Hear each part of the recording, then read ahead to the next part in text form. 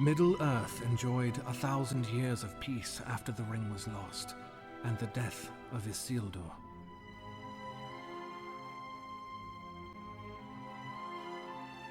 But Sauron was not dead, only cast to the shadows. In time, evil once more began to move. ARNOR, the North Kingdom of men, ruled by the heirs of Isildur. This land of passion and promise is waylaid by men's inability to set aside petty differences. And so it was that civil strife weakened the Dunedain and broke the land into 3 realms. Rudor, the smallest and weakest of the Dunedain kingships. Cardolan, guardian of the ancient Barrow Downs, where the forefathers of the Dunedain lay entombed. And Arthedain, the most powerful of the northern realms, still ruled by Isildur's heirs from its capital at Fornost. It was during the reign of the 8th king of Arthedain that evil began to multiply in Angmar, a twisted, frozen land that lay north beyond the Etten Moors and home of the Black Númenóreans. Among them, a sorcerer of great power arose, known only as the Witch King. He has taken up his iron crown for a single purpose: to destroy the Dunedain and their kingdom of Arnor. Before Arnor can be invaded, the Witch King needs a symbol to unite Angmar's proud and willful denizens. Legends say that here in ages past loomed a great fortress of the ancient darkness, its ruins dark and silent in the mountains. Rebuilding this bastion will secure the Iron Crown's dominion over the Black Númenóreans and the northern troll tribes. Now all of Angmar is united under the Iron Crown. Legions of orcs fight under the command of the Thrall Masters of Angmar. The great fortress at Khan Dum continues to rise. It will make an ideal sanctum for the Witch King to work his fell sorcery. The hammer is forged at last, ready to smite the heirs of Elendil and lay their kingdoms low.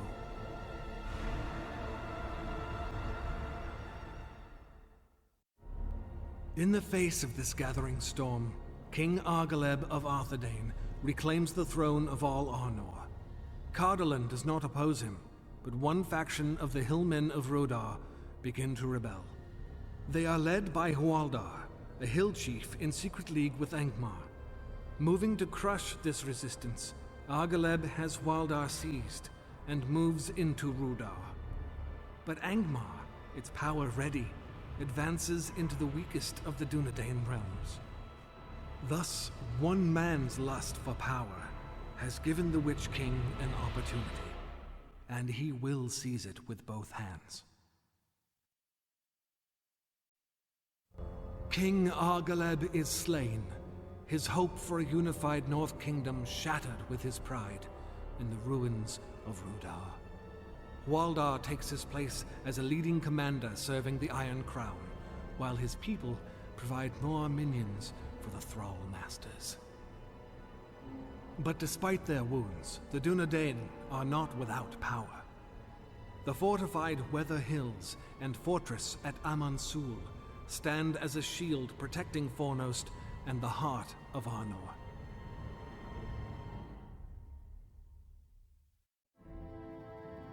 The new king, Arvaleg, son of Argaleb, with the help of Cardolan and the elves, has checked Angmar's advance. For many years they have held the frontier along the Weather Hills. Using the power of the Palantir of Amansul, Arvaleg has foiled every attack and stratagem. The Witch King must now undertake a daring and dangerous strategy, a direct assault on the fortress of Amansul. Diversionary attacks draw off the forces of Cardolan and the elves, while the main army strikes the fortress. Although not the largest bastion in Middle-earth, Amansul is host to a mighty power, the Master Palantir of the North. Amansul is laid to ruin. With its garrison reduced, The great bastion of the north could not withstand Angmar's rage. But Angmar's victory is not complete. Arvaleg has escaped Amansul with a prize that the Witch King covets over all others. The fall of Amansul is a terrible blow to the will of the Dunedain. However, a brave band led by Arvaleg has fled the fortress with the Palantir, heading back toward Fornost. Angered by its escape, the Witch King dispatches the lieutenant of Khan Dum with orders to retrieve the stolen orb. For many centuries, the Black Numenorians have dabbled in the dark arts. Now, these sorcerers have a focus to enhance and concentrate their power, unleashing a new terror upon ARNOR. The destruction of Amansul and its Palantir crippled the army of Arthedain, but Fornost still stands. The army and the people are prepared to defend the city to the bitter end. But the Witch King cannot commit his army to a siege at Fornost with an enemy free to attack his rear. For the army of Cardolan was not at Amansul and is still in the field. A way must be devised to make them fight on ground of the Witch King's choosing. The Witch King orders his proven lieutenants, Waldar and Rogash, to seize the most sacred ground in Arnor, the Barrow Downs. With the hallowed graves of their ancestors and kings at risk, Cardolan will be forced to battle. On these grounds, Angmar can bleed them white, clearing the path for final victory. Everywhere the armies of Angmar march, death and desolation follow. Cardolan has fallen, and all that remains is the realm of Arthedain. Men have allowed this to happen. Their indecision and disunity have brought them to the brink of annihilation. Arnor sits at the edge of the abyss. Rudar is the Witch King's. Cardolan is reduced to scattered bands of refugees. Only Fornost stands between Angmar and total domination of the North. Or so it appeared. The attack on Rivendell has united the elven strongholds. Now, the elves of Lindon, Rivendell, and even Lorien march against Angmar. They are intent to drive a sword into the heart of Angmar that would last an age. The Witch King's cunning matches his cruelty.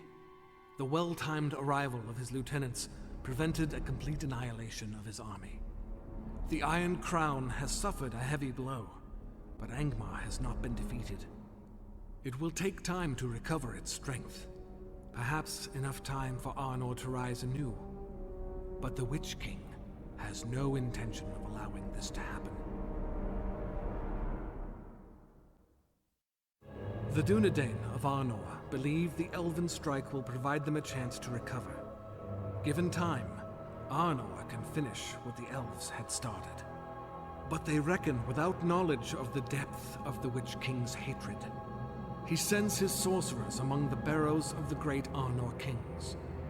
While the desecration of this hallowed soil might break the hearts of men, the Witch King has an even darker purpose: to unleash a malevolent plague across the lands of men and elves. Though he fought with a valor rarely seen among men, the young Arnorian captain paid a price beyond death, and now serves the Iron Crown.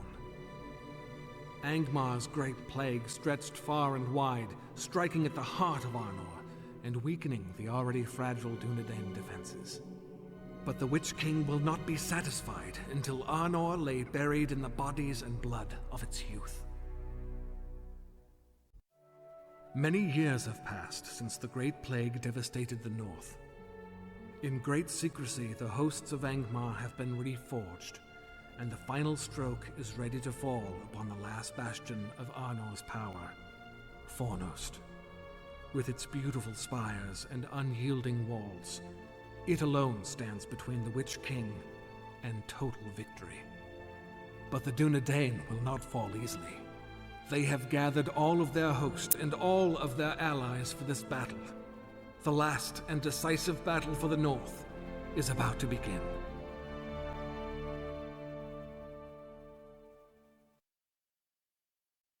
Angmar's hammer fell, and down came foremost in ash and fire.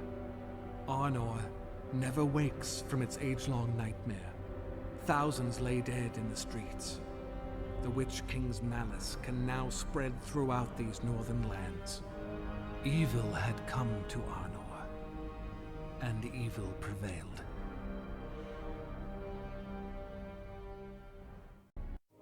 After the Witch King's bloody final triumph over ARNOR, the Kingdom of Gondor can look away no more, lest the Iron Crown dominate all the lands of the West.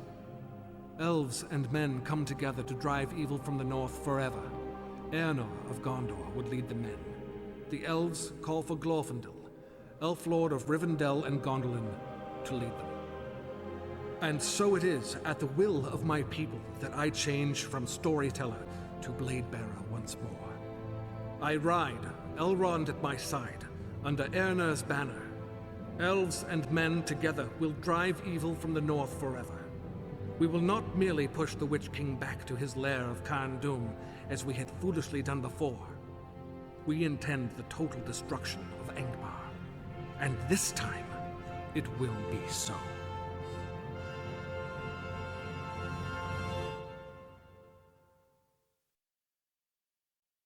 The trail of blood and suffering is over. Angmar is defeated.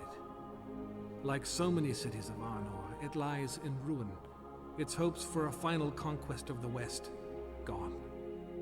Middle-earth rejoiced.